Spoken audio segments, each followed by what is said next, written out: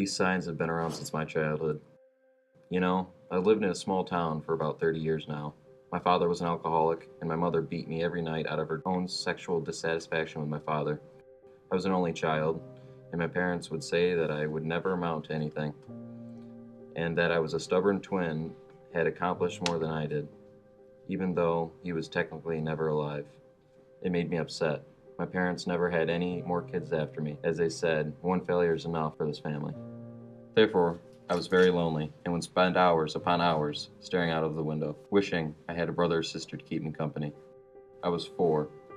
One day a skinny, malnourished dog came to my doorstep, wagging his tail in delight. I could easily tell that he had been abused. I decided that he would stay with me. Since he looked like a hot dog, I named him Sandals. Me and Sandals had a lot in common, as we were both rejected from our families. We immediately became best friends. When I was 6, I went across the street to my favorite ice cream shop, and when I got home, my mom told me that Sandals got married and ran away. Later, I found out that she had ran him over with her car. I cried that night, but was also excited that the next day was the first day of school and I could make some new friends to replace the void that Sandals left in my heart. The sun was shining when I walked to school by myself the next day, my father being too drunk and my mother too busy watching TV to take me to school. When I walked in, I sat down in the front, but even though I'd never met any of the kids before, none of them would sit next to me. The teacher, Mr. Nudell, said we had to take a special test to determine what reading group we would be in the rest of the year. The class is going to be divided into 3 groups: gold, silver, and bronze. However, my parents neglected to teach me how to read, and I scored so low that they put me in the copper group to be taught in a special room in the basement. To make matters worse, Mr. Nudell announced what group everyone was going to be in individually, and the entire class laughed at me because I failed the test. I put my head down on my desk and cried the rest of the day. Many things have happened to me since the 1st grade, but it wasn't all bad.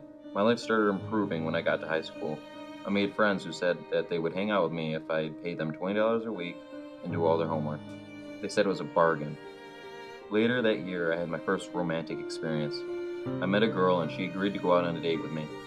I had a great time talking to her, but when she leaned over to try and kiss me, I was too nervous and ran away. We never went out again. My grades were never good, and I didn't play any sports, so I dropped out of high school when I was 16.